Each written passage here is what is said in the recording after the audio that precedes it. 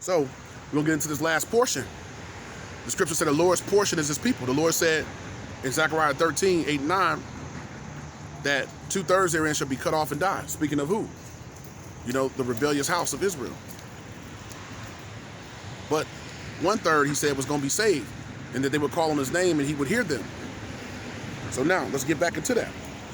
So, when we read Zechariah 13, I'll read it again real quick to make this point. Zechariah 13 and 9, it says, "And I will bring the third part through the fire, which is the elect, and will refine them as silver is refined, and will try them as gold is tried." So, the elect are being likened unto gold and silver. The elect are likened in the scriptures as that gold and silver. The elect are. So now, 2/3, when we read through the precepts, are being likened unto something too, which is the wood and earth, things that are less desirable.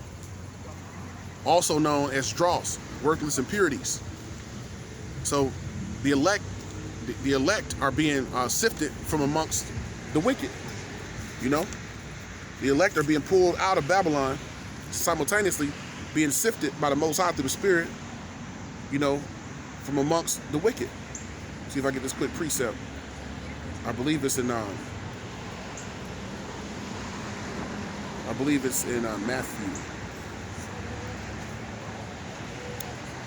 This is Matthew 13 and 49. So the elect are being sifted from amongst the 2/3, the wicked. Matthew 13 and 49. "So it shall be at the end of the world," and we are at the end of the rule of the wicked, which is the end of his world, his rulership, his dominion on the earth. "So it shall be at the end of the world, the angels shall come forth and sever," and to sever means to cut asunder, to cut, to divide, to separate. See, the Lord's all about separation. "So it shall be at the end of the world that the angels shall come forth and sever the wicked from among the just." The wicked is being separated through the Spirit of the Lord, Isaiah 34 and 16, which have gathered the believers. The wicked, you know, are being separated to be destroyed. And the righteous, Israel, you know, the Israel of God, the elect, the Bakarim, is being separated for what? For salvation. Let's read it again. This is Matthew 13 and 49. It says, "So it shall be at the end of the world," at the end of this rule, the rule of the wicked, "the angels shall come forth and sever the wicked from among the just." So that's what's going on today amongst many other prophecies, is that the elect are being gathered. You know, the scriptures tell you that too, you know, in the parable of the wheat and the tares, you know, that the wheat is being gathered to be saved, to be preserved, and the tares and the evil ones, which is 2/3 the heathen and the wicked, are going to be destroyed. They're going to be left to be burned, which is that fire, which is the missiles. So that's that parable of the wheat and the tares. So let's go back. Zechariah 13 and 9, and make this point again. Zechariah 13 and 9 says, "And I will bring the third part through the fire, and I will refine them as silver is refined, and I will try them as gold is tried." So the elect are also known metaphorically as the gold and silver in the scriptures. So let's show that further. Let's get a quick precept as we get into that. So the elect are known as gold and silver. And 2/3, as we read forward, is known as wood and earth, things that are less desirable. You know, they're not precious. As we, you know, through the Spirit, we'll get a precept going into the fact, not only are they not precious, but the Lord, you know, has rejected them. You know, He's rejected them. So let's get that. Let's get the book of one of my favorite precepts. It's just going into the elect being gold and silver. This is Sirach 2 and verse 5. It says, "For gold is tried in the fire, and acceptable men in the furnace of adversity." So the righteous men, women, and children that are being severed from amongst the wicked, which are known as the just, those that the Lord are going to justify, you know, the righteous are being severed from the wicked. So let's read it again. Sirach 2 and 5. It says, "For gold is tried in the fire, and acceptable men in the furnace of adversity." So all the hell that we're catching, that we're going through, is so that we will be accepted. We will be, you know, we will be able to be chosen of the Most High. So we have to be chosen and be accepted again by the Most High. Through what? By going the same like Yahweh Shah did. The servant is not greater than the master. You know? "Through much tribulation shall we enter into the kingdom." So through this tribulation that we are entering now, and more of the hell and tribulation that's to come, that gold is being tried in the fire, which is the 144,000. Just likened unto that gold, which is the head of the house of Israel. That's why when you read scriptures like Revelation 14, the 14th chapter, from 1 on down to about 6 or 7, it tells you that only 144,000 can learn that song. You know, so gold is regarded higher than silver. So that gold is speaking of the 144,000, which is also known, you know, amongst the elect, you know, as the very elect. That's the head of the house of Israel. It's known also in the scriptures as the very elect. When you see very elect in the scriptures, it's speaking about the 144,000, you know, more specifically. So it says, the gold is tried in the fire and acceptable men in the furnace of adversity. So all the hell we go through is to be, you know, try and be accepted by the Most High. Starting with the 144,000. Now let's go back. Because Zechariah 13:9 said he was going to refine the gold and the silver. He's going to refine the gold and the silver. So now let's get a quick precept going into that in this last portion before we close it out. So that gold and silver, that gold is those acceptable men, starting with the 144,000, right? And then the rest of the 1/3, which is the believers. So let's get into those, you know, acceptable men. Let's go to 2 Timothy and get that. This is 2 Timothy going into the silver, the gold and the silver. 2 Timothy, the 2nd chapter, going into that gold and silver. You know, what is that gold and silver being spoken of? Which is the elect. So, and how do we know that? Through the precepts. 2 Timothy 2 and verse 20. 2 Timothy 2. Matter of fact, I'll start at 19. 2 Timothy 2 and 19. Get into that gold and silver, you know, which is the elect, the Bakarim. 2 Timothy 2 and 19. Nevertheless, the foundation of the Most High, which is the body of believers, is the foundation of the Lord, which is centered around Yahushua.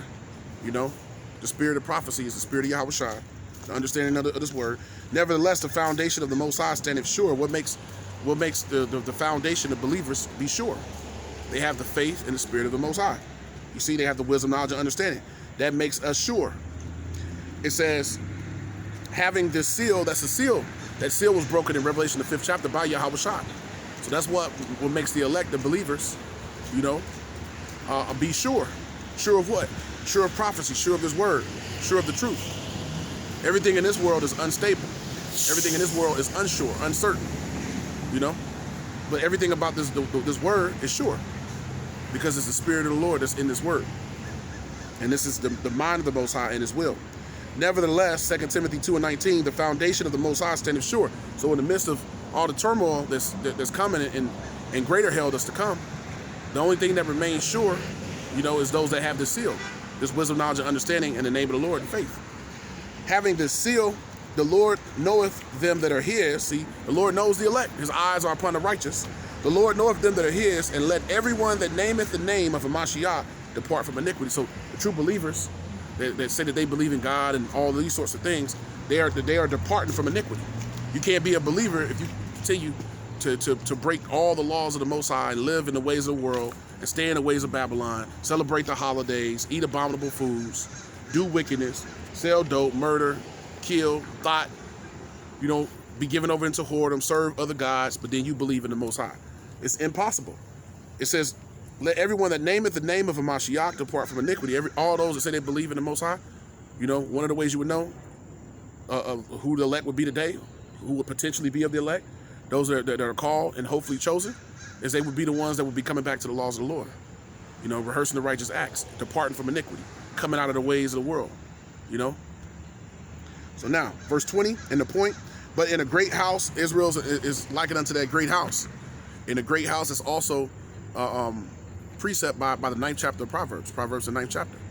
You know, goes into the table of wisdom, and how wisdom is furnished on that table, which is wisdom, knowledge, and understanding. You know, which is Yahushua, which is the embodiment of Yahushua, and it's in that great house. And that great house, which is Israel, is wisdom. And also, what makes Israel great when you go through this precept is the fact that it says Israel cannot be numbered. You know, they're like the sand of the sea, like the stars of heaven.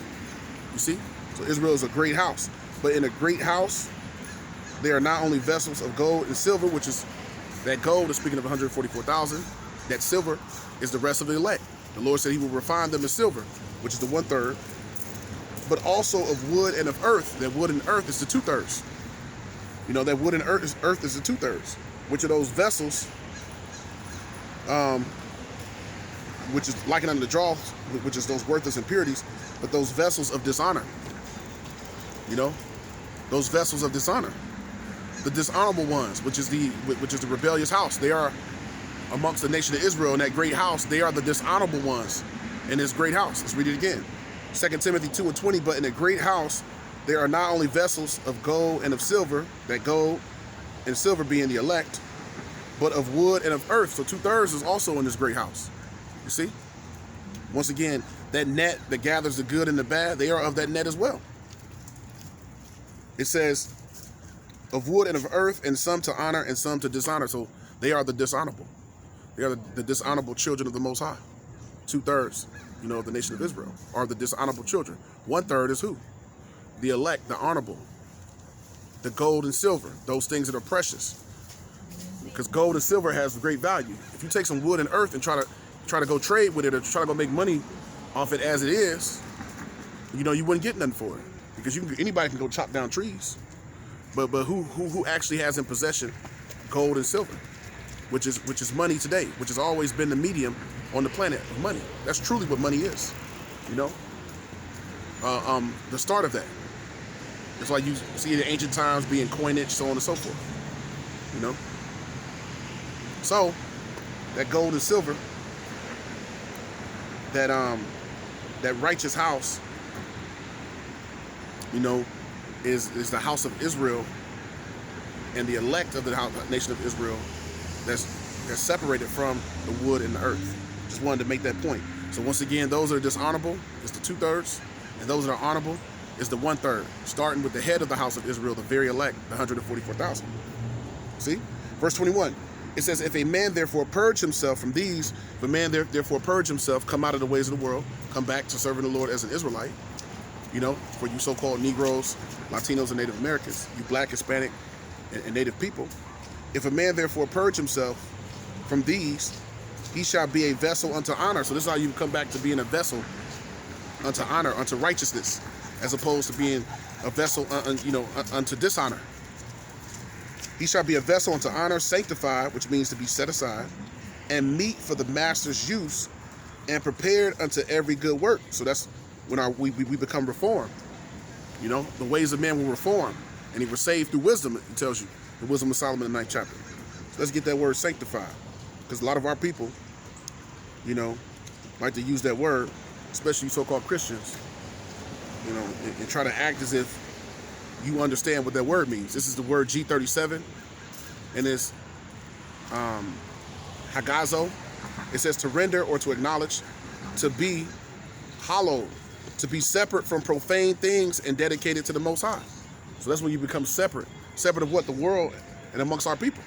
You stop hanging around certain people. You stop doing certain things when you become sanctified. To be consecrated unto the Most High. It says to dedicate people to God, to purify. So the elect, you know, are being sanctified and being purified. And how do we know that? John 15:3, Yahushua said, now you are clean through this word that I've spoken unto you. We become clean, we become purified and sanctified and cleansed by the word. It said to cleanse externally, to purify, to flee from the guilt of sin, to purify internally by the renewing of the soul. So you be clean through this word. And that's the renewing of your soul, which it tells you in Romans. It says the same thing. You know, be transformed by the renewing of your mind, the renewing of your soul, your spirit, coming out of the ways of Babylon, the great whore. Now, that was heavy. So the Lord said, if any man purge himself, you know, meaning come out of the ways, become sanctified, then he will be known as a vessel unto honor, which would be the gold of the gold and silver, and not a vessel unto dishonor, which is that in that great house, that wood and that earth. But 2/3 of our people are that wood and that earth, and that's prophecy. Nothing can offset the prophecy, you know, and the word of the Most High, which the Lord has ordained that. So let's get into that a little bit more on this wood and earth before we close it out. You know, it's a precept to the Spirit I want to bring out, going into this wood and earth, you know, which is dishonorable to the Lord. This is 2nd Ezra 9, I think it's around about 20 or something. 2nd Ezra 9, Salaki, give me a second. 2nd Ezra 9.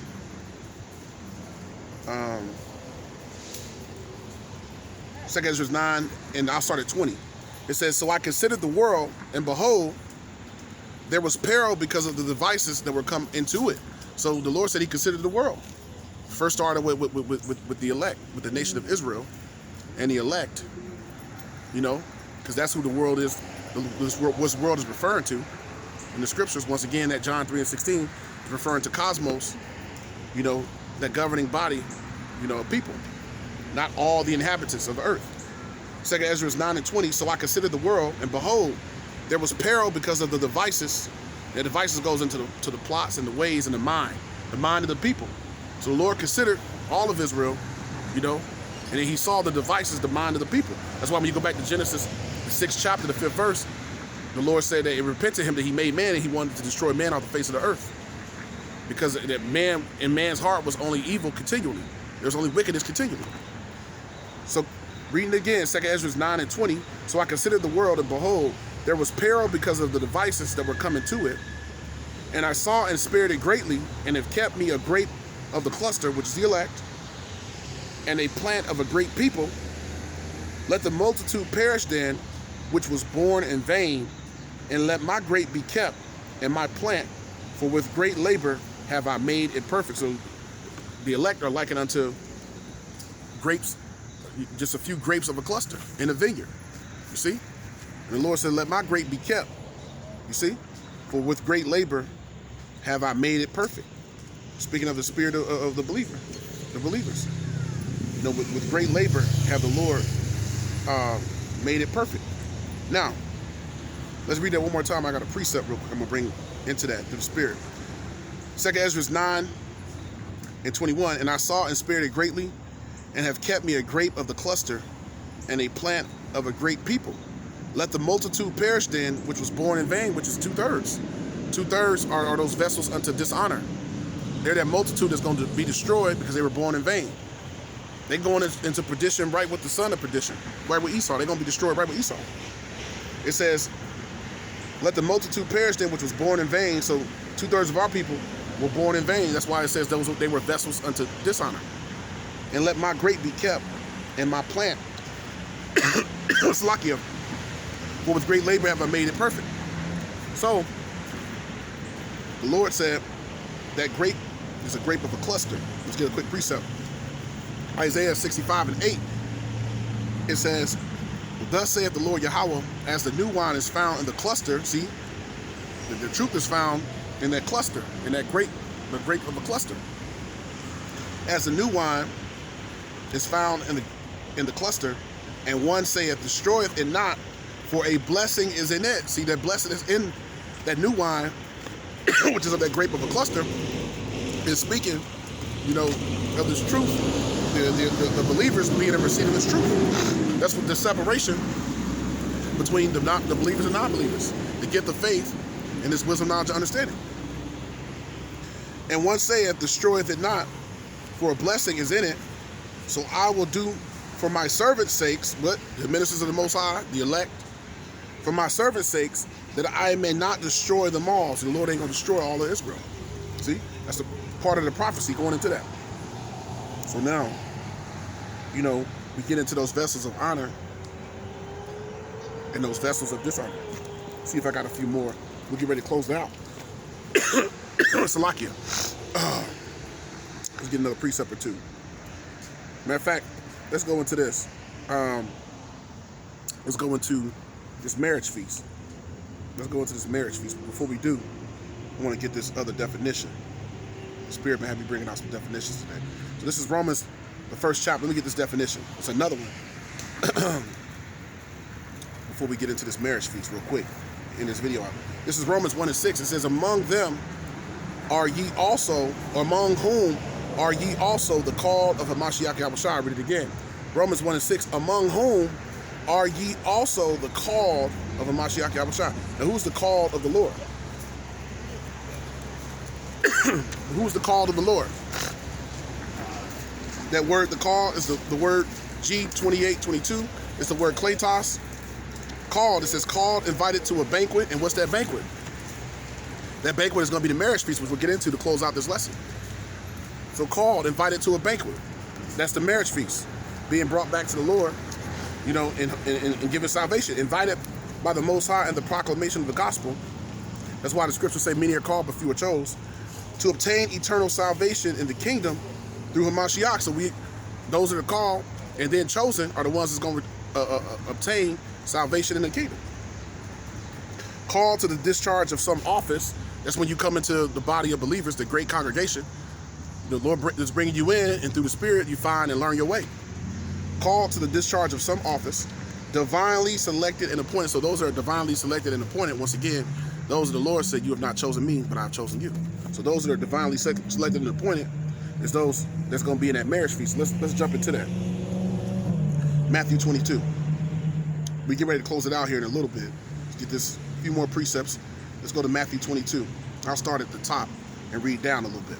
Matthew 22:1, and Yahushua answered and spake unto them again by parables, and said, the scripture said that the Lord spoke to them in parables, you know, to the people in parables. And he constantly did that.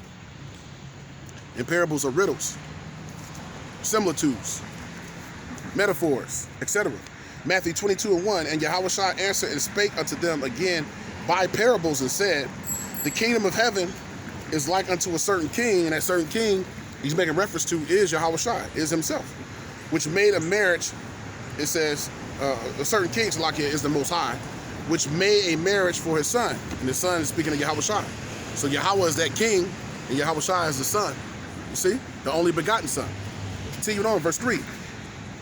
And sent forth his servants, and his servants are who? The elect, to call them that were bidden to the wedding, and they would not come. See? There was a time where our people, the Lord turned away his face. But through prophecy, that time has come now. Well, now the Lord is raising back up his servants again. So it says, I read it again, Matthew 22:3, and set forth his servants to call them that were bidden to the wedding. So that's symbolic of the elect coming out unto the chief place of concourse, calling unto our people. Wisdom crying in the streets. She uttered her voice in the streets, saying, how long will you simple ones love simplicity? That's the understanding. That's the it's a precept for this particular verse here. It says, and sent forth his servants to call them that were bidden to the wedding. And that's why the Lord rose up the elect to bid, you know, Israel back to the marriage, but only the elect are going to hearken and come back to the Lord. And they would not come, meaning 2/3 of our people, they refuse to come back and serve the Most High. They refuse to hear this word, because the scriptures tell you that. You know, the scriptures say that, you know, they come unto you as my people, you know, and they hear your word, they hear thy words, but they will do them not. In the book of Ezekiel. So, verse 4, again he sent forth other servants, saying, tell them which are bidden, behold, I have prepared my dinner, and that's his truth, and that's the marriage feast. I have prepared my dinner, my oxen and my fatlings are killed. Once again, Proverbs the 9th chapter goes into that. Matter of fact, let me get that. So he said, I prepared my dinner and my oxen, you know, and my fatlings are killed. Let's get a precept showing what that is. Proverbs 9:1, wisdom hath builded her house. And that house, that great house, is the believers, you know, which the scriptures say, know ye not your bodies are the temple of the living God. Each believer is a building block of the kingdom, you know, that spiritual house. Wisdom hath builded her house. She hath hewn out her 7 pillars. She hath killed her beasts. She hath mingled her wine. She hath also furnished her table. So, let's go back. Matthew 22 and verse 4. Again, he sent forth other servants, saying, tell them which are bidden, behold, I have prepared my dinner. My oxen and my fatlings are killed, and all things are ready. Come unto the marriage. So then this is the time our people are supposed to hearken unto the words of the prophets and come unto the marriage. Prepare yourself for the marriage feast. You know, get your right attire on, which is these garments of truth. You know, which is come back to the truth. Come back to righteousness. Come back to those beautiful garments, which we'll get that through the Spirit. Verse 5. But they made light of it. See, our people, 2/3 make light of this word. They make light of the truth. You know, it's not important enough. You know, it's not relevant to them. It's insignificant. There's other things that's more important to them, but to the believers, You know, we realize this is all we got, and that this is everything. This is that depth of riches, right? But they made light of it and went their ways, one to his farm, another to his merchandise. But our people go their ways, they do what they want to do, live how they want to live, you know? The truth, you know, whatever. I don't really try to hear all that. I don't got time for that, you know? They got better things to do. They got, the world, you know, has bewitched and beguiled them. They've been tricked and been bewitched, been put under the spell to believe that there's something better than his wisdom, knowledge, understanding, and there's something better than Yahweh Shem Yahushua. That's showing you that that's truly the wiles of the devil. That's why the scriptures say, put on the whole armor, you know, of the Most High, that you may be able to fight against the wiles of the devil. Roughly paraphrasing. Verse 5, but they made light of it and went their ways, one to his farm, another to his merchandise. See? So even though the men of the Lord are calling out, our people, 2/3 are not listening. You know, that's why they are known as those vessels unto dishonor. And the remnant took his servants and entreated them spitefully and slew them. Verse 7, but when the king heard thereof, he was wroth, and he sent forth his armies. It's going to be Yahushua coming back with the armies of heaven. And he sent forth his armies and destroyed those murderers. And who were those murderers? 2/3 of the nation of Israel, you are likened unto murderers, the scriptures say. See? You are likened unto murderers. You're likened unto murderers of the Lord's people. You are those in Jeremiah the 5th chapter that says that amongst my people are found wicked men, you know, who trap his people in snares and traps. You know, you catch men, you destroy them. So if you are a Christian pastor, you know, a priest, a so-called Catholic priest, you know, these entertainers and athletes are telling our people to go into all these wayward ways, to believe in all these wayward doctrines. If you are in the Kemetic belief, so-called, the unconscious community is what we call it, you know, you are what? You are a murderer. See? See, people got the wrong way of looking at what truly murder is. Truly murdering our people is leading them down the path that's going to destroy them. You know? Leading them down the path that's going to destroy them. So, you entertainers, you athletes, you know, you so-called esteemed people amongst our people, you know, who are leading our, you know, the nation of Israel down the path of destruction and degradation, and not feeding them with the truth, those that have scattered the Lord's sheep, then you are a murderer. And the Lord said that anybody that goes some other way except for the straight gate is a murderer and a thief. So you have robbed our people and you're leading them to destruction. So you're a murderer and you're a thief. It says, and he was wroth and sent forth his armies and destroyed those murderers and burned up their cities. That's what's coming. The Lord's going to burn up all the cities of Babylon and destroy the rulership that Esau has over this earth and put the heathen into subjection as well. Verse 8, then said he to his servants, speaking of the elect, the wedding is ready, but they which were bidden were not worthy. 2/3 are not worthy to come in. You see? You know, they haven't been given, you know, a pass. They haven't been given, you know, they haven't been given that gift of faith and understanding in order to be able to be a part of this. You know? Now, they might hear thy words, but they do them not. But they're not going to be given that exemption to be able to come in. Because if any believer didn't have that exemption from Hamashiach's blood, meaning they weren't of the elect, they wouldn't be able to come into this marriage feast. Verse 9, Matthew 22:9, go ye therefore into the highways, and that's why the Lord commanded his true servants to go to the highways, not to a church, some edifice, some big structure and teach in the middle. No, the Lord said go out into the highways and byways. This is why we come out unto the chief place of concourse. You know? We come out to the openings of the gates, see? That's why we over here. Got a lot going on over here. But that's why we come out to the highways and byways. That's why we do that. To the openings of the gates. See, this is the openings of the gates. See? The Lord said come to the highways and to the byways. To the openings of the gates. Now, continuing on. Camera back, right? Matthew 22 and 9. Go ye therefore into the highways, and as many as ye shall find, bid to the marriage. And that's what we're doing. We're not out here for our health. We're not just out here, you know, for no reason.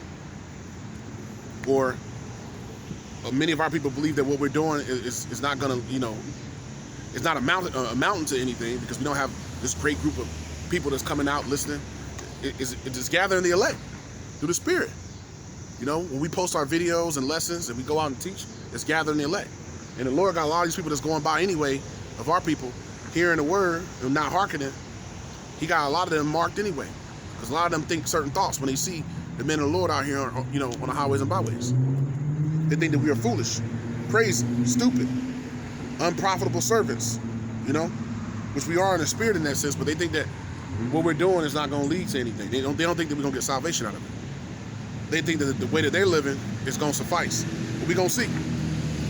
Matthew 22:10. So those servants went out into the highways and gathered together all as many as they found, both bad and good, and the wedding was furnished with guests. So that gathering is coming, bad and good. That once again, that net keeps coming out in the spirit. It's being cast into the sea, which is likened unto the kingdom of heaven. And when that net was brought in, it brought in the bad and the good. Now the good ain't gonna make it, because we just read earlier that the wicked is gonna be severed from amongst the just. So even though you got of that number, the bad and the good being gathered, only that righteous fruit is gonna remain. Verse 11. And when the king came in to see the guests, speaking of Yahweh Bashim Yahushai, he saw there a man which had not on a wedding garment.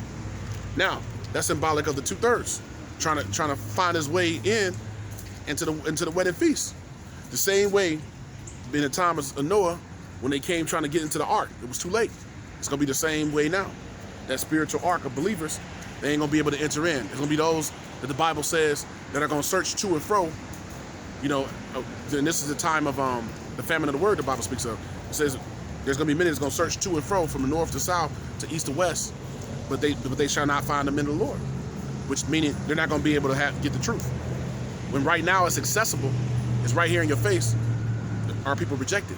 But in that time, when all hell breaks loose, Jacob's trouble is here, that's when 2/3 are gonna try to seek the truth, but it's gonna be too late. Continuing on, verse 11, and when the king came in to see the guests, he saw there a man which had not on the wedding garment, meaning, he wasn't in the proper attire. And what is that wedding garment? It's symbolic of the truth. So who are those that's not gonna have on the righteous garments? It's those that's not gonna be in receipt of the truth. And the Lord is seeing that.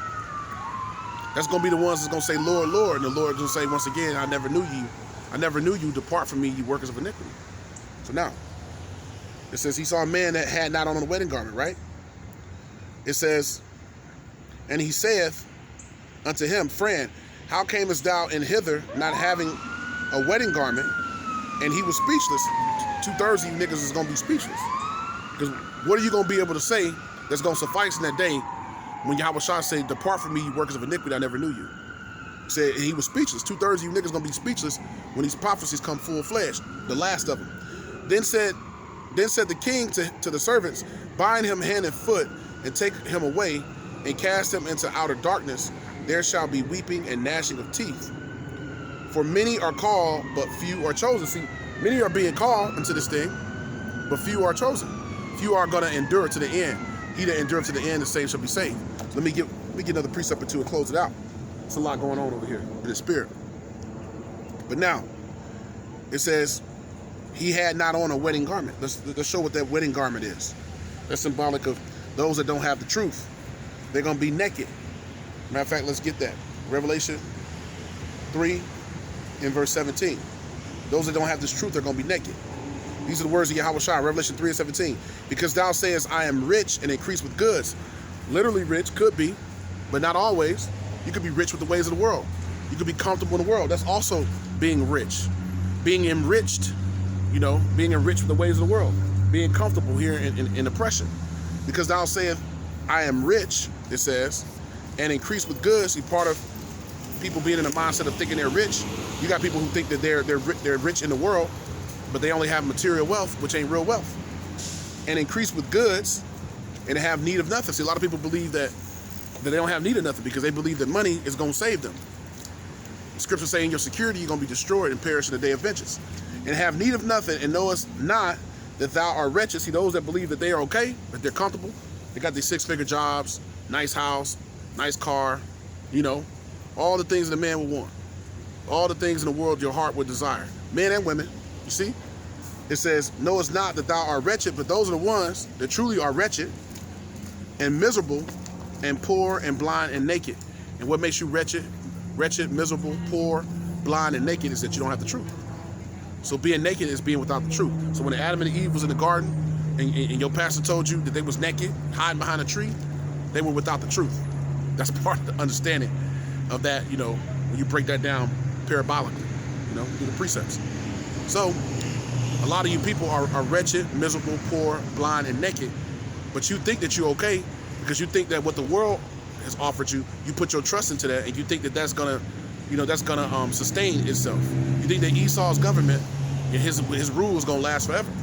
You know, you have not considered the words of the Lord because you have not been chosen. You've not been, you know, given the understanding to believe, to be able to be sustained, to be able to have that spiritual endurance. I like to speak of. So those that feel like that they are comfortable, they are really wretched, poor, miserable, blind, and naked. And the point I want to get was naked, meaning without the truth. Let's show that further. This is the book of Isaiah. Those are the naked. Isaiah 52 and 1. Awake, awake, put on thy strength. And what is your strength? And that's your Yahweh Shem Yahweh. The Lord is our strength, which is this truth. O Zion, to Zion in the Hebrew, which is the monument of the Most High. Put on thy beautiful garments. You see, it's a metaphor because Israel as a whole can't put on a big garment that's gonna cover all people. It's a metaphor, you know, for put on this truth. Clothe yourself in truth, as we keep reading. Put on thy beautiful garments, O Jerusalem, the holy city. And you know also, you prove this also when you read Deuteronomy, the 4th chapter, where it tells you this is your wisdom. This is what, you know, makes you great amongst the nations, in the sight of all the nations and all the people. This wisdom, knowledge, and understanding, showing you that this truth, you know, is symbolic to those beautiful garments. It says, put on thy beautiful garments, O Jerusalem, Yerushalayim in the Hebrew, which is the city of peace, the righteous people, the holy city. For henceforth there shall no more come into thee the uncircumcised and the unclean. So when we come back to this truth, that's how we become sanctified, separated from the uncircumcised and unclean, which is the other nations and 2/3 of our people, because they're heathen in a heathenistic way of thinking as well and living. So now, let's get another one. These beautiful garments. What are the beautiful garments talking about? How do we know what that is? Through the precepts. Isaiah 63. Isaiah 63 and 1, it says, Isaiah 61. Isaiah 61 and 3, I believe it is. Yep, Isaiah 61 and 3, going into those beautiful garments. It says, to appoint unto them that mourn in Zion. Who are those that are mourning? The elect are the ones that's crying out to the Lord. You know, the men that sigh and cry for all the abominations that be done in the midst thereof. Once again, Ezekiel, the 9th chapter. You know, the elect are the ones that sighing and crying. To appoint unto them that mourn in Zion, to give unto them beauty for ashes. And the beauty for ashes is what? The Lord's going to give, you know, salvation for all of the what? All the anguish and the disdain, you know, and the hell that we've called, the slavery, being under the rule of our oppressors. It says to give unto them, which is the elect, beauty for ashes. So we're about to be given beauty for ashes, mourning, hardship, the oil of joy, which is this truth, for mourning, for all the things we've had to sustain, as it tells you in Sirach, the 10th chapter, the injuries that we've had to sustain, you know, which goes into what? Post-traumatic slave syndrome, you know, going into you know, that cultural being destroyed, our culture being taken, being decimated as a people, not having a heritage anymore, and that's shown by the hate that you Israelites have for each other, of all the tribes. Tribes hate each other, and amongst yourselves. You know, you'll kill your own brother, you'll sell dope, and destroy your own mother. You know, it says the garment of praise. See, the garment of praise, which is this truth, along with that oil, the garment of praise for the spirit of heaviness. So what we want is that garment of praise, you know, which is this wisdom, knowledge, and understanding. Hold on a second. That says a lot going on out here. And all through the spirit though, right? There it is right there.